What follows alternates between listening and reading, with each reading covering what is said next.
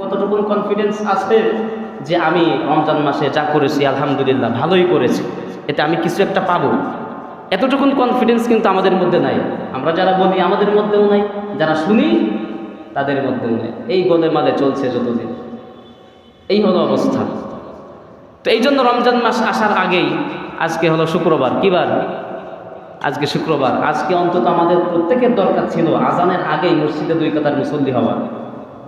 আজানের আগেই মসজিদে অন্তত 2 কাতার মুসল্লি হওয়ার দরকার ছিল। কিন্তু আমিও যখন মসজিদে আসলাম দেখি মাত্র 2টা পড়ে আছে মসজিদের 2 কোনায়, তাও আবার ডেট ওভার। হ্যাঁ, ডেট ওভার 2টা মাল পড়ে আছে। তো এই যদি হয় তাহলে কেমনে হবে? রমজান মাস এই যে আগামীকালেই যদি চাঁদ ওঠে, তো রমজান মাস একটা নেক আমল করবেন আপনি, স্বাভাবিক এই সময় একটা নেক আমল করলে যেই সওয়াব হবে, রমজান মাসে আল্লাহ রাব্বুল আলামিন বলছেন আমি সেটাকে 70 থেকে, মানে যার নিয়ত যেমন, যার মানসিকতা যেমন, তার নিয়ত অনুযায়ী, তার মানসিকতা অনুযায়ী 70 থেকে 700 গুণ পর্যন্ত তার আমলগুলি আমি বৃদ্ধি করে দিই। সুবহানাল্লাহ। 1 রাকাত নামাজ আপনি আজকে পড়বেন, যে সওয়াব হবে আগামীকাল চাঁদ ওঠার পর থেকে নিয়ে যদি আপনি 1 রাকাত নামাজ পড়েন, আপনার মানসিকতা যেমন, আল্লাহর প্রতি মহব্বত যতটুকুন, ওই মানসিকতা আর ইমানের স্বাদ অনুযায়ী আপনার সেই 1 রাকাত নামাজকে 70 থেকে 700 গুণ পর্যন্ত বৃদ্ধি করা হবে। সুবহানাল্লাহ।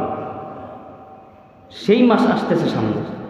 এই মাসের প্রস্তুতিমূলক আমাদের কিছু করার আছে এবং বর্জনীয় কিছু রয়েছে। আল্লাহ রাব্বুল আলামিন, প্রথম আমি কয়েকটি পয়েন্ট এখানে সাজিয়েছি যে 1 নম্বরে রমজানের প্রস্তুতি আমাদের থাকবে অর্থনৈতিক নয়, বাজারঘাট করা নয়, ব্যবসার পণ্যের দাম বাড়িয়ে দেওয়া নয়। রমজানের প্রস্তুতি আমাদের প্রথম থাকবে একনিষ্ঠভাবে তাওবা করা। একনিষ্ঠভাবে তাওবা করা। তাওবা তো আমরা সবসময় মোটামুটি করি, কিন্তু এই মোটামুটি না, একনিষ্ঠভাবে, একত্র চিত্তে, একাগ্র চিত্তে আল্লাহর কাছে তাওবা করা যে আল্লাহ, অতীতে আমি 15টি রমজান পেয়েছি, 20, 25, 30টি রমজান পার করে আসছি, গতানুগতিক রমজান পেয়েছি, তারাবি পড়েছি, রোজা রেখেছি, এই তো এইভাবে পার করেছি। কিন্তু এই বছর রমজানে আমি আপনার নবী যেভাবে রমজান মাস পেলে পরে তিনি ইবাদতের দিকে আত্মনিয়োগ করতেন, আমি সেভাবে করতে চাই। সাহাবীরা যেভাবে রমজান মাসকে কদর করেছে, ইজ্জত করেছে, সম্মান করেছে, শুধু ইজ্জত সম্মান নয়, এই মাসে যেভাবে তারা ইবাদত করেছেন আমি সেভাবে করতে চাই। তাবিঈরা যেভাবে করেছেন আমি সেভাবে করতে চাই। এভাবে নিজেকে মানসিকভাবে পূর্ণভাবে আপনার প্রস্তুতি গ্রহণ করা, মানসিকভাবে যে হ্যাঁ আমি এই রমজানে পরিপূর্ণ রমজানের যে হক, এই হক আমি আদায় করার চেষ্টা করব। এভাবে নিজেকে প্রস্তুত করা, গুনাহের থেকে তাওবা করা। আল্লাহ রাব্বুল আলামিন বলছেন ওয়াতুবু ইলাল্লাহি জামিআন আইয়ুহাল মুমিনুনা লাআল্লাকুম তুফলিহুন। ওয়াতুবু, তোমরা তাওবা করো, জামিআন, সকলেই তোমরা তাওবা করো। শুধু তুমি একা করবে এটা না, তোমরা সকলে মিলে আল্লাহর কাছে তাওবা করো। আইয়ুহাল মুমিনুন, হে ঈমানদারগণ। দেখুন, ঈমানদার তাওবা করার কথা কিন্তু ঈমানদারদেরকেই বলা হচ্ছে, কোনো কাফিরদেরকে বলা হচ্ছে না। কাফের, মুশরিক তাদেরকে বলা হচ্ছে না। কারণ ভুল করবে কারা? ভুল করে কারা? যারা ঈমানদার, তারাই তো ভুল করে। পরীক্ষায় ফেল করে কারা? যারা স্টুডেন্ট, যারা ছাত্র, এরাই তো ফেল করে। যারা এখনো ভর্তি হয় নাই, পরীক্ষায় অংশগ্রহণই করে নাই, রাস্তাঘাটে ঘুরে বেড়ায়, বিড়ি সিগারেট খেয়ে বেড়ায়, এরা তো ফেল করবে না। এদের ফেলও নাই, পাসও নাই, এরা সব বিনা হিসাবে কি? বিনা হিসাবেই পাস। তো ফেল করবে কারা? প্লাস পাবে কারা? গোল্ডেন পাবে কারা? যারা স্কুলের ছাত্র হবে, যারা পরীক্ষায় অংশগ্রহণ করবে। তো যারা মুমিন হবে তারাই তো ভুল করবে। যারা ঈমানদার, গুনাহ এবং সওয়াব তো তাদের জন্য। আর যারা ঈমান আনে নাই, এরা তো বিনা হিসাবে সব গুনাহগার। এরা বিনা হিসাবে সব গুনাহগার, এদের হিসাব কিতাব কিছুই লাগবে না। তো যারা ঈমানদার, আল্লাহ রাব্বুল আলামিন তাদের বলছেন যে আইয়ুহাল মুমিনুন লাআল্লাকুম তুফলিহুন, তাহলে আশা করা যায় তোমরা সফল কাম হবে। হে ঈমানদারগণ, তোমরা সকলে মিলে আল্লাহর কাছে তাওবা করো, তাহলে তাওবা করার মধ্য দিয়ে তোমাদের কি হবে? তোমরা আশা করা যায় তোমরাই সফল কাম হবে, তোমরাই উত্তীর্ণ হবে। তো তাহলে রমজানের পূর্ব প্রস্তুতি, সর্বপ্রথম প্রস্তুতি হলো যে আজকে থেকেই আপনি মানসিকভাবে প্রস্তুতি গ্রহণ করুন। আপনি তাওবা করুন যে আল্লাহ, অতীতে যেগুলি রমজান পেয়েছি, রোজা রেখেছি, তারাবি সব কিছু করেছি, এই গতানুগতিক না, এই বছর আমি অন্যরকম নিজেকে প্রেজেন্ট করতে চাই। আমি আপনার সামনে রমজান মাসকে আমি অন্যরকম অ্যাকসেপ্ট করব, অন্যরকম আহলান সাহলান মারহাবান। আমি রমজান মাসকে নিজের দিকে আহ্বান করতেছি, এটা অন্যরকম, অন্য বছরের মতো নয়। এবছর আমি রমজান মাসের পূর্ণ হক আদায় করব ইনশাআল্লাহ। এভাবে আপনি নিজে মানসিকভাবে প্রস্তুতি গ্রহণ করুন। এটাই ছিল সাহাবীদের প্রস্তুতি, এটাই ছিল তাবিঈদের প্রস্তুতি, অর্থনৈতিক নয়, অন্য কোনো দিক থেকে প্রস্তুতি নয়। এরপরে নবী সাল্লাল্লাহু আলাইহি সাল্লাম বলছেন, ইয়া আইয়ুহান নাসু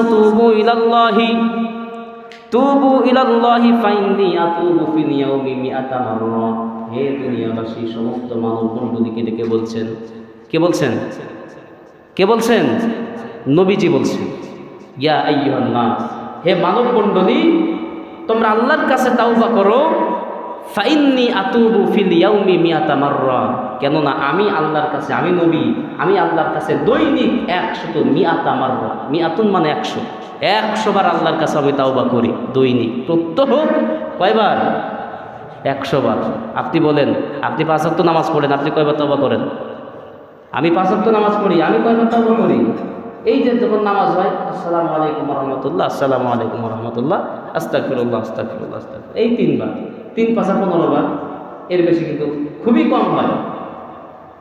তো আমরা তাওবা করার মধ্যে, ইস্তিগফার করার মধ্যে এতটুকুন বুঝি, এতটুকুন করি। কিন্তু নবী সাল্লাল্লাহু আলাইহি সাল্লাম বলছেন যে ফাইন্নী আতুবু, আমি আল্লাহর কাছে তাওবা করি কয়বার?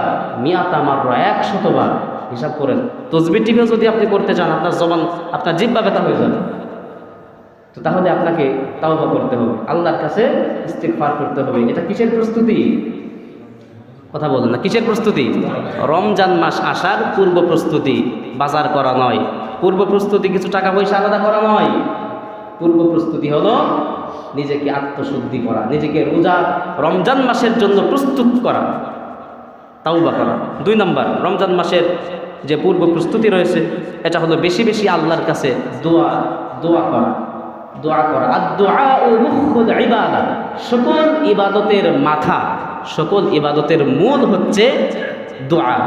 নামাজ পড়বেন, রোজা করবেন, হজ করবেন, যাকাত দিবেন, দান করবেন, সদকা করবেন, সত্য বলবেন, মানুষের উপকার করবেন, সব কিছুর মূলে হচ্ছে কি?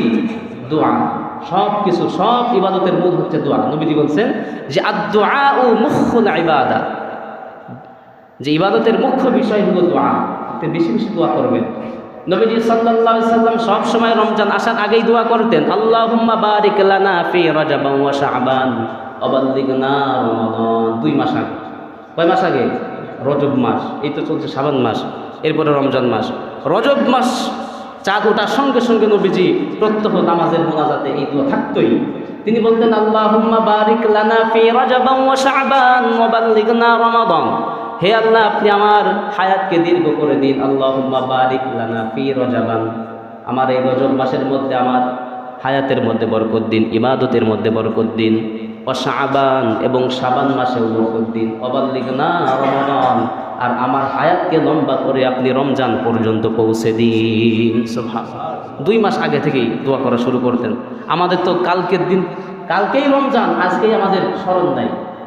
রমজানের ওই কদর যদি থাকতো, প্রথমেই যেটা বলছি যে মোটামুটি আজানের আগ দিয়ে পর দিয়ে মসজিদে 2 কাতার মুসল্লি হয়ে যেত, সেই অনুভূতি আমাদের মধ্যে নাই যে রমজান মাস আসতেছে।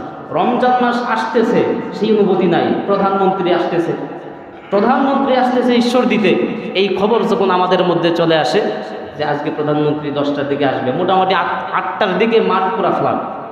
8টার পরে 9টার পরে গিয়ে আপনি আর মোটামুটি স্টেজের সামনে জায়গা পাবেন না। প্রধানমন্ত্রী আসতেছে, ডক্টর ইউনূস আসতেছে, ইত্যাদি ইত্যাদি হাবিজাবি। তো তার পূর্ব প্রস্তুতিমূলক আপনি 2 ঘন্টা আগে যেতে পারলেন। মাথার উপরে প্রচণ্ড রোদ, পায়ের নিচে আবার কাদাও থাকে অনেক সময়, 2 ঘন্টা আগে গিয়ে বসে আছেন। আর মসজিদে রমজান মাস আসতেছে, তার কদরে আপনি আধা ঘন্টা আগে আসতে পারলেন, আমি আধা ঘন্টা আগে আসতে পারলাম না। তো এই হলো আমাদের প্রস্তুতি। এখন আপনিই বোঝেন যে আপনি কাকে বেশি কদর করেন, দুনিয়ার মানুষকে বেশি কদর করেন নাকি আল্লাহর দেওয়া হাদিয়াকে বেশি কদর করেন। তাহলে বেশি বেশি দোয়া করা যে আল্লাহ, রমজান মাসে আপনি আমাকে সুস্থ রাখুন, রমজান মাসে যেন আমি পরিপূর্ণ ইবাদত বন্দেগীগুলি করতে পারি, আমাকে সুস্থ রাখুন, আমার পরিবারকে সুস্থ রাখুন, অর্থনৈতিকভাবে সচ্ছল রাখুন। যেগুলি দোয়া বলতে আপনি আল্লাহর কাছে যা চাইবেন সব দোয়া, আপনি যা চাইবেন, যা থেকে বাঁচার জন্য আল্লাহর কাছে বলবেন, সব কিছুই দোয়া। দোয়া মানে শুধু নামাজের পরে হাত তুলে মোনাজাত করতে হবে এটা নয়। আপনি বসে আছেন, গাড়িতে আছেন, শুয়ে আছেন, যা যা আল্লাহর কাছে বলবেন, আল্লাহর কাছে যেগুলি বলবেন সব কিছুই দোয়া। তো এভাবে রমজান মাস আসার পূর্বে আপনার বেশি বেশি আল্লাহর কাছে চাওয়া, বেশি বেশি দোয়া করা, এটা হচ্ছে রমজানের পূর্ব প্রস্তুতি। 3 নাম্বার, এ মাসের আগমনে খুশি হওয়া। অনেকে বলে এই রমজান মাস আসতেছে, মানে কোনো রকম রমজান মাসটা পার করতে পারলেই বাঁচে। কারণ এই মাসে না খেয়ে থাকা, এই মাসে আপনার 2 নাম্বারই করা যাবে না, 5 নাম্বারই করা যাবে না, অনেক ঝামেলা আছে না, যেগুলি রমজান মাস, রোজার মাসে এইসব চলবে না। যাও যাও, রোজার মাসের ভয়ে বা রোজার মাসের সম্মানে মানুষ একটু অপরাধ কী করে, কম হলেও করে। হোটেলে দেখবেন আপনার ভিতরে যা হয় হোক, সামনে দিয়ে শাড়ি টানাই দেয়, কাপড় টানাই দেয়, যে ভিতরে যা চলছে চলুক, তোমাদের দেখার দরকার নেই। তো রমজান মাস মানুষ অনেকে মনে করে এটা একটা বোঝা, যে কোনো রকম গোলে মালে রমজান মাসটা ঠেলে ঠেলে পার করতে পারলেই বাস বেঁচে গেলাম। মনে হচ্ছে পানিতে ডুবে গেছিল, ওকে কোনো রকম মানুষ হাত তুলে, হাত দিয়ে পানির থেকে তুলছে, ও নিঃশ্বাস নিচ্ছে। এখন রমজান মাস পার হলেই আমরা অনেকেই শান্তির নিঃশ্বাস নিই, আল্লাহ বাঁচলাম। আপনি করেন না, কিন্তু অনেকে করে, হয়তো আমিও এক সময় করতাম, অনেকেই করে। তো রমজান মাসকে আমরা বোঝা মনে করি, কিন্তু রমজান মাস আসে কি নিয়ে? রহমত নিয়ে। প্রথম দশক কি কিসের দশক? রহমত। রমজান মাস আসে কি নিয়ে? মাগফিরাত নিয়ে। কি নিয়ে? মাগফিরাত। সারা বছর যা করলেন, আপনাকে এই রমজান মাস এসে ওইগুলি থেকে বাঁচানোর জন্য আসে। আপনার 2 হাত তুলে ওই আপনার সাগরের মধ্যে যেমন মানুষ চুবনি খায়, মানুষ যখন পড়ে যায়, মৃত্যু ছাড়া কোনো উপায় নাই, তখন 2 হাত তুলে যদি কেউ আপনাকে রক্ষা করে, সেই রক্ষাকর্তা হলো এই রমজান মাস। মূল রক্ষাকর্তা তো আল্লাহ, কিন্তু আল্লাহ রাব্বুল আলামিন এই রমজান মাস মানুষকে কি জন্য দিয়েছে?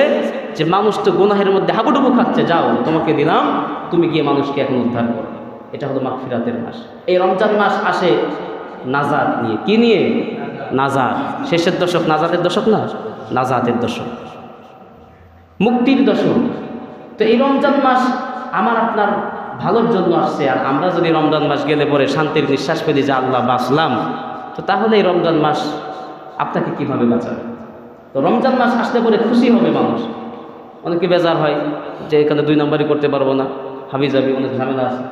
কিন্তু আল্লাহ কি বলছেন দেখুন, সূরা ইউনূস 10 নম্বর আয়াত। আল্লাহ রাব্বুল আলামিন বলছেন, কুল বিফাদলিল্লাহি ওয়া বিরহমাতিহি ফাবিযালিকা ফালইফরাহু হুয়া খায়রুম মিম্মা ইয়াজমাউন।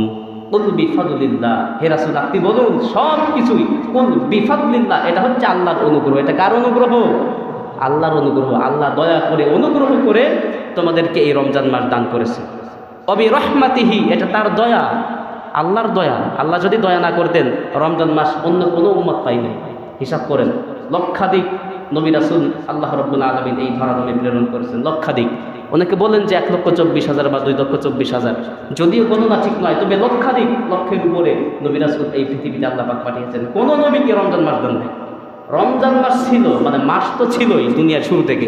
তো রমজান মাসে এভাবে নিয়মতান্ত্রিক ধারাবাহিকভাবে 1 মাস রোজা রাখতে হবে, তারাবি পড়তে হবে, এই সিস্টেম ছিল না। এই সিস্টেম ছিল না। এটা আল্লাহ রাব্বুল আলামিন শুধুমাত্র উম্মতে মুহাম্মাদীকে দান করেছেন। কি জন্য দান করছেন? আল্লাহ পাক সূরা ইউনূসের মধ্যে বলছেন যে বিফাদলিল্লাহ, এটা আল্লাহর অনুগ্রহ, অবি রহমাতিহি, এবং তার দয়া। তার দয়া তিনি মানুষকে করবেন, এই জন্যই রমজান মাস দান করেছেন। ফালইফরাহু, সুতরাং হে দুনিয়ার মানুষ, তোমরা খুশি হও, আনন্দিত হও, বেজার হও, রাগ করো না। রমজান মাস পেয়ে তোমরা কি হও? আনন্দিত হও। তো রমজান মাস আসলে পরে রমজান মাসকে আনন্দ চিত্তে এটাকে গ্রহণ করতে হবে। আল্লাহ রাব্বুল আলামিন এই রমজান মাসের পরিপূর্ণ হক আদায় করার তৌফিক আমাদেরকে দান করেন। সকলে বলি আমিন। আমার ভাইরা, 3 নাম্বার, অনেকগুলি আমি নোট করেছিলাম যেগুলি বলবো। আরেকটি বিষয় বলতে হয়, সেটি হলো রমজান মাস আসার পূর্বেই আপনার অতীতের যদি কোনো কাজা রোজা থেকে থাকে, গত বছর রাখতে পারেন নাই, জ্বর ঠান্ডা কাশ হাবিজাবিতে কিছু রোজা আপনার কাজা হয়েছে। বিশেষত মহিলাদের এই কাজাগুলি বেশি হয়, পুরুষের থেকেও মহিলাদের যেহেতু একটা সমস্যা থাকে, সেখান থেকে মহিলারা ওই রমজান মাস পার হলে পরে ওটা ভুলে যায়। যারা আমার মাইকের আওয়াজ শুনতে পাচ্ছেন, আপনাদেরকে বলছি, বাড়িতে যারা আছেন, যে রমজান মাস চলে গেলে মেয়েরা এই বিষয়টি বেমালুম ভুলে যায়। তার 2টা 5টা 10টা এভাবে রোজা কাজা হয়ে গেছে, তো রমজান মাস আসার আগেই কিন্তু আপনাকে এই কাজা রোজাগুলি আদায় করে দিতে হবে। মা আয়েশা সিদ্দিকা রাদিয়াল্লাহু তাআলা আনহা, আল্লাহর নবীর স্ত্রী, সর্বকনিষ্ঠ স্ত্রী মা আয়েশা রাদিয়াল্লাহু তাআলা আনহা, একটি হাদিসের মধ্যে বলা হচ্ছে কানা ইয়াকুলু আলা সাওমি মিন রমাদান। হযরত আয়েশা রাদিয়াল্লাহু তাআলা আনহা বলছেন যে ফামাস্তাতিউ আন উকদিয়াহু ইল্লা ফি শাবান, রমজান মাসের যে কাজা রোজাগুলি আমার হতো, সেই রোজাগুলি কাজা হয়ে যেত, এই রোজাগুলি আমি পরবর্তী শাবান মাসের মধ্যেই আদায় করে নিতাম। মানে এই যে শাবান মাস চলছে, রমজান মাস আসার আগেই আমি আবার এই কাজা রোজাগুলি আদায় করে নিতাম। তো এই 1 বছর লং টাইম, এই লং টাইমে মানুষ, মেয়েরা যদি চায় রোজাকে সে বিলম্ব করতে পারে, যে রোজাগুলি ছুটে গিয়েছে রোজার রমজান মাসে, সেই রোজাগুলি সে যদি চায় রোজার পরের মাসে রাখতে পারে, ঈদের পরেই, অথবা পরের মাস এভাবে করতে করতে আগামী বছর রমজান পাওয়ার আগ পর্যন্ত সে এই রোজাগুলি বিলম্ব করতে পারে, কিন্তু আদায় করে নিতে হবে। পুরুষদের মধ্যেও থাকতে পারে। তো এই জন্য রোজার মাস আসার পূর্বেই আমাদের কাজা রোজাগুলি আদায় করে নিতে হবে। এটা হলো রমজানের আরেকটি প্রস্তুতির পয়েন্ট। 5 নম্বরে বলতে হবে যে রোজার আল্লাহ রাব্বুল আলামিন কি সিস্টেম দিয়েছেন দেখুন।